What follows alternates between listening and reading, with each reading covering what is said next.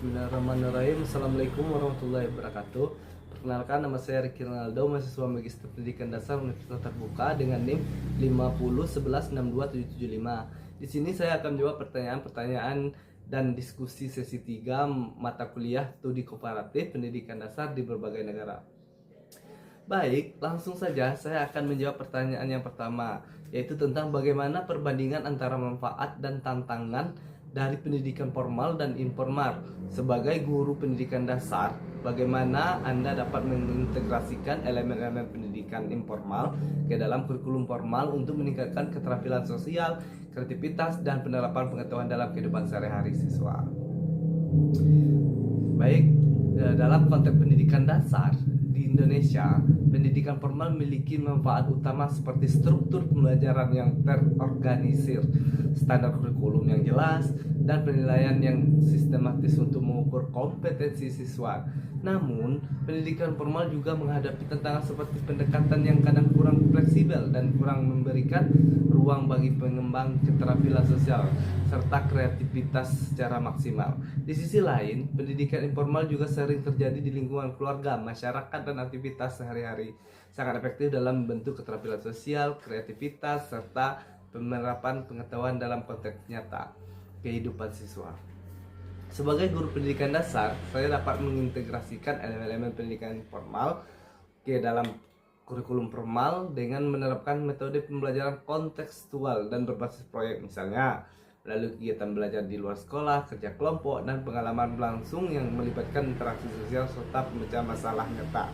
Pendekatan ini mampu menumbuhkan kreativitas dan meningkatkan keterampilan sosial siswa sekaligus menghubungkan pembelajaran dengan kehidupan sehari-hari mereka. Selanjutnya saya akan menjawab pertanyaan nomor 2. Dengan pertanyaan, pendidikan formal dan informal memiliki peran dan signifikan dalam pembentukan karakter dan keterampilan siswa di tingkat pendidikan dasar.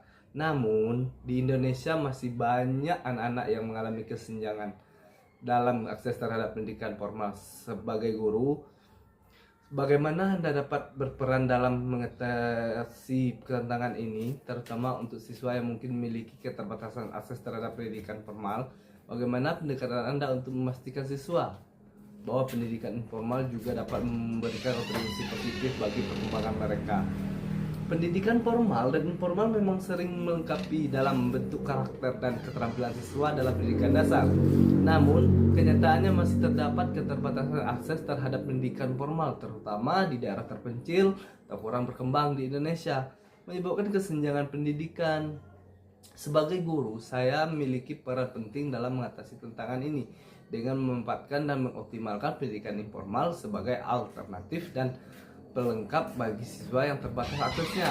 Pendekatan saya adalah menciptakan lingkungan belajar yang inklusif dan fleksibel, misalnya melalui program bimbingan belajar informal, pelibatan orang tua dan masyarakat dalam proses pendidikan, serta penggunaan media pembelajaran yang mudah diakses di rumah. Saya juga mendorong siswa untuk belajar melalui pengalaman sehari-hari dan interaksi sosial, sehingga pendidikan informal dapat berkontribusi secara positif dalam perkembangan karakter dan keterampilan mereka. Meskipun tanpa akses penuh di pendidikan formal, dengan pendekatan ini diharapkan kesenjangan pendidikan dapat dikurangi dan seluruh siswa memperoleh kesempatan belajar yang bermakna. Mungkin itu yang bisa saya sampaikan, lebih dan kurangnya saya mohon maaf. Wabillahi taufiq wal hidayah. Assalamualaikum warahmatullahi wabarakatuh.